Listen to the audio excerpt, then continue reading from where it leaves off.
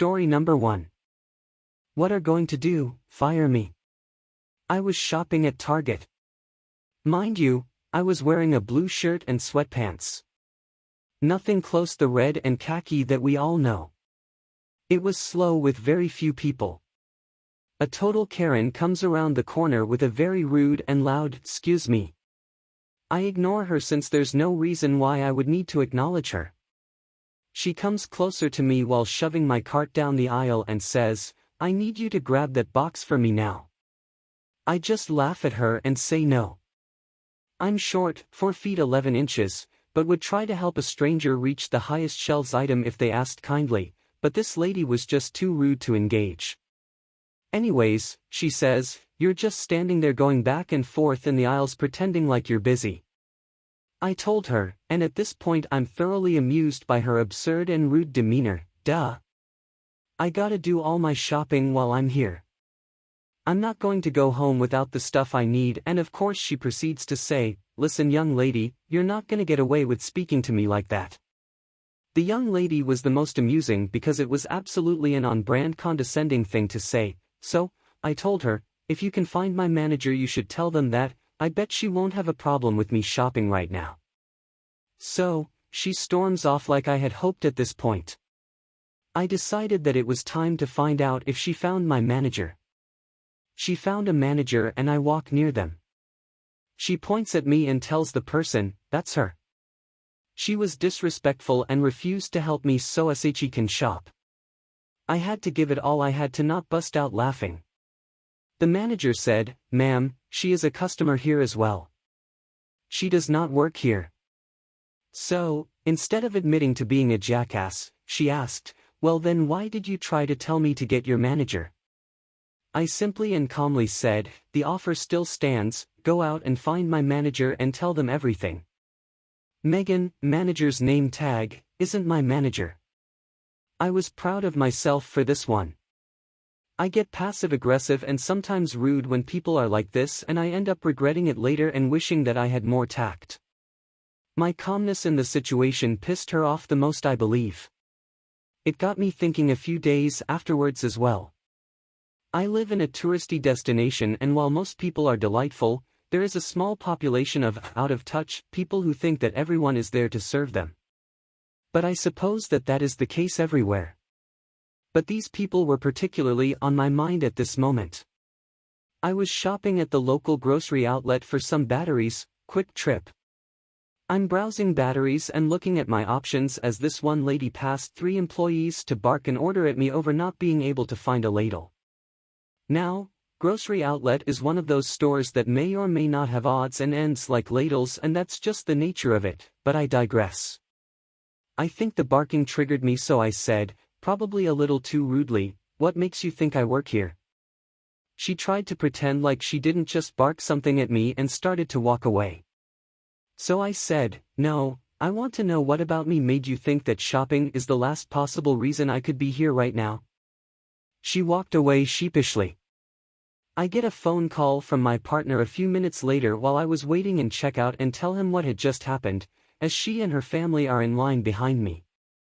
While talking on the phone, I had said, "These people have the audacity to bark at people, and they literally think that any warm body is there to serve them. We need to promote employees to be rude back, because it's not like these people would be nice anyways, since they just jump into barking orders without a please, or thank you, or hello." And then I said my phone goodbye and hung up to move to the cashier. I look at the family and tell the mom, "If you still can't find a ladle, they're right over there," points to aisle. It is one of literally 2 grocery stores on the county, so I've spent many days shopping the whole store and am familiarized with its setup. She just shrugs it off, and her husband sheepishly laughed it off and said, "Oh, it's okay, it's not that important, no worries." I said, "Really?" It almost seemed like life or death with the way y'all asked. Again, maybe I was out of line, but there is no reason why anyone should approach anybody, especially employees, like that. A third time, I was shopping at Ulta and noticed a lady following me down each aisle. She finally approached me, said, "Excuse me, but I need help finding, insert item here." I told her, I don't work here but I'm happy to help find it together. And she said, sure, maybe until I run into someone that works here.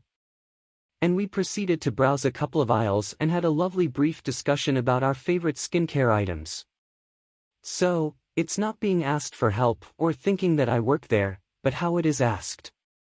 Some people think that they can talk down to anybody and they use someone's employment as leverage to get away with speaking to people like that.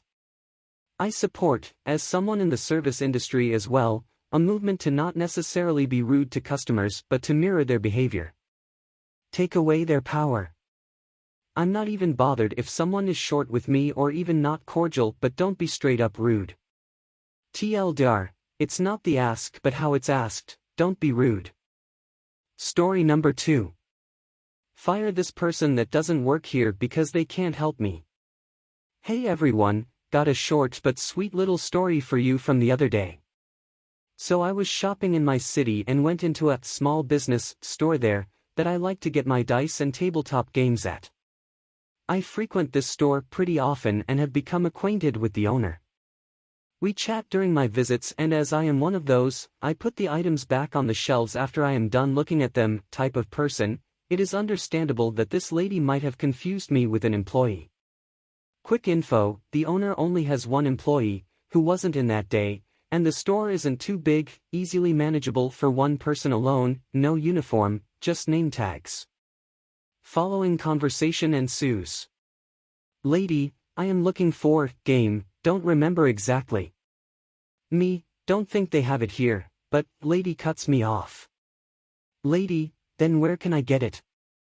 Me, sorry, I don't know but. Lady, how can you not know? Do your job and tell me. Owner, joins us due to the commotion, sorry, is there a problem? Lady, are you the manager? Your employee here refuses to tell me where I can find game.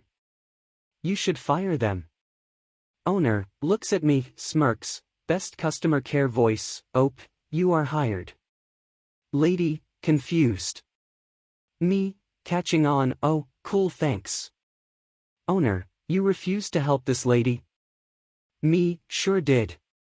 Owner, you're fired. Me, ah, dang. Owner, to the lady, now what did you need again? Never seen someone look that much like a fish and then huff and puff out of a store, honestly one of the best encounters of my life. Thanks for reading, hope you enjoyed, smiley face. Story number 3.